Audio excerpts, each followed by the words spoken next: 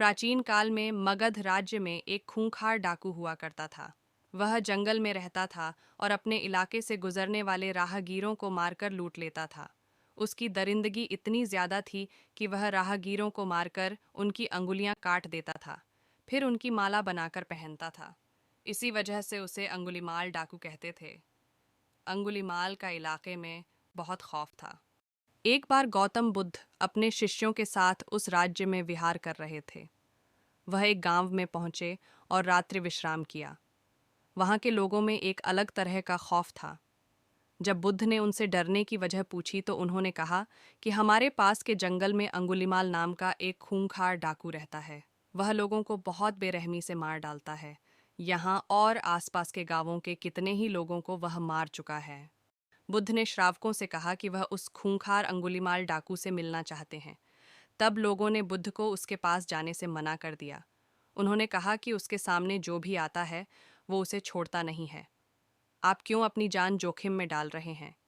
मगर बुद्ध ने कहा कि वह उस डाकू से जरूर मिलेंगे। बुद्ध की यह जिद देखकर उनके शिष्य भी भयभीत हो गए। फिर बुद्ध अकेले ही जंगल की ओर निकल पड़े। अंगुलीमाल की दूर से उन पर नजर पड़ गई। वह भी सोचने लगा कि इस जंगल में 50 या 100 लोग भी एक साथ आने से डरते हैं और एक सन्यासी अकेला चला आ रहा है। आखिर क्यों? अंगुलीमाल तुरंत गौतम बुद्ध के पास तेजी से दौड़कर पहुंचने लगा। बुद्ध ने अंगुलीमाल को देख लिया मगर कोई प्रतिक्रिया नहीं दी। वह अपने कदम बढ़ाकर चलते रहे। यह देखकर अंगुलीमाल रुक गया। अंगुलीमाल का चेहरा बहुत डरावना था। उसने गले में इंसानों की कटी हुई अंगुलियों की माला पहनी हुई थी। उसकी आंखों में वहशीपन झलक रहा था, मगर बुद्ध के चेहरे पर बिल्कुल भी डर का भाव नहीं था। अंगुलीमाल ने बुद्ध से कहा कि हे सन्यासी, तुम्हें मुझसे डर नहीं लगता क्या? मैंने न जाने कितने ही लोगों को मौत के घाट उतारा है। मेरे गले में लटकी यह माला इस बात की गवाह है। बुद्ध ने बद्धी शालीनता से उसका उत्तर दिया। उन्होंने कहा कि तुझसे भला मैं क्यों डरूं?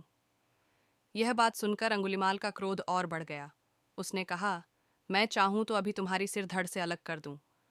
बुद्ध बोले कि मैं तुझ जैसे कायर से नहीं डरता। मैं उससे डरूंगा जो वास्तव में ताकतवर है। अंगुलीमाल अचरज में पड़ गया कि आखिर ये किस खेत की मिट्टी से बना है। उसने बुद्ध से कहा कि शायद तुम्हें मेरी ताकत का अंदाजा नहीं है। तभी बुद्ध बोले कि अगर तू वास्तव में ताकतवर है तो जा, इस पेड़ की 10 पत्तियां तोड़ कर ला। अंगुलीमाल की हंसी फूट पड़ी। वह राक्षसों की तरह जोर जोर से हंसने लगा और बोला, बस सिर्फ 10 पत्तियां? अरे, पत्तियां तो क्या मैं पूरा पेड़ ही उखाड़ ले आता हूँ। बुद्ध ने कहा कि पूरा पेड़ उखाड़ने की कोई जरूरत नहीं है, सिर्फ उसकी 10 पत्तियां तोड़कर लाओ। अंगुलीमाल तुरंत पेड़ के पास पहुंचा और 10 पत्तियां तोड़कर वापस बुद्ध के सामने आ गया। उसके चेहरे पर हंसी अब भी खिल रही थी। अब बुद्ध ने बोला कि जाओ, इन पत्तियों को जहां से तोड़ा है वहां वापस जोड़ दो। अंगुलीमाल की हंसी अचानक गायब हो गई।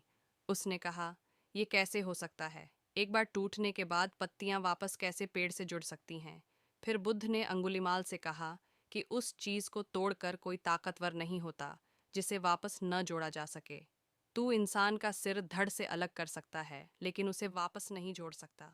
असली ताकत तो उसमें होती है जो टूटे हुए को वापस जोड़ दे। अंगुलीमाल के चेहरे के तोते उड़ चुके थे। बुद्ध की बातें सुनकर वह चुप हो गया था। उसके पास बुद्ध के कथन का कोई जवाब नहीं था। उसे खुद से ग्लानि होने लगी कि वह वास्तव में ताकतवर नहीं है। अगले ही पल अंगुलीमाल गौतम बुद्ध के पैरों में पड़ गया और कहने लगा कि उन्होंने उसकी आंखें खोल दी हैं। अंगुलीमाल ने बुद्ध से उनकी शरण में लेने का आग्रह किया। बुद्ध ने अंगुलीमाल को अपना शिष्य बना दिया और बाद में वह संत बन गया।